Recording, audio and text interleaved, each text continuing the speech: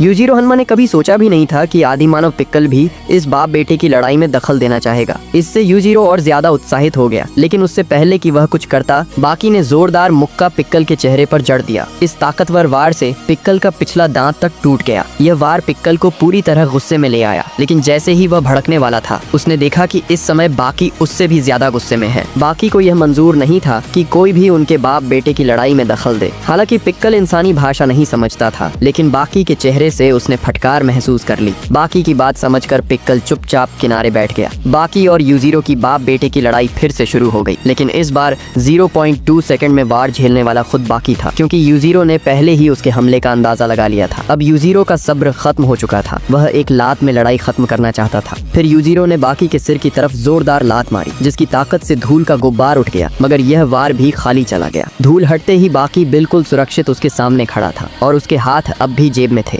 बाकी ने जेब में हाथ रखकर से यूजिरो से मुकाबला करने का इरादा किया। यह मुकाबला पश्चिमी काउबॉय की पिस्तौल निकालने की रेस जैसा था। जो पहले वार करेगा वही जीतेगा। दोनों के शरीर से उठ रही लड़ाई की ड्रैगन आभा ने आसपास की हवा तक को मोड़ दिया था, मानो समय थम गया हो। तभी चालाक यूजिरो ने एक सुझाव दिया। उसने हथेली आगे बढ़ाकर कहा कि वह गिनती करेगा। 5 सेकंड बाद दोनों वार करेंगे, लेकिन बाकी के सहमति देने से पहले ही यूजिरो ने गिनती शुरू कर दी। गिनती खत्म होते ही बाकी ने जेब से हाथ नहीं निकाला, बल्कि झुककर वार निकालने की कोशिश की। उसे लगा जीत उसकी है, लेकिन यूजिरो ने नियम तोड़ते हुए अपने दूसरे हाथ, जो जेब में नहीं था, से वार कर दिया। वह सच में पृथ्वी का सबसे खतरनाक जीव था। बेटे को हराने के लिए भी चालाकी कर गया, लेकिन बाकी भी पीछे नहीं रहा। उसने जल्दी से 2 किक यूजिरो की ठोड़ी पर मारी और उसके पीछे चढ़कर टाइगर किंग नाम की पकड़ तकनीक से उसे जमीन पर पटक दिया। यह पूरी कॉम्बो मूव इतनी तेजी से हुई कि दूर खड़े ऑनलेवा भी दंग रह गए, लेकिन यूजिरो को दबाना इतना आसान नहीं था। अचानक बाकी ने देखा कि यूजिरो, जिसे उसने काबू में कर रखा था, ओके का इशारा कर रहा है।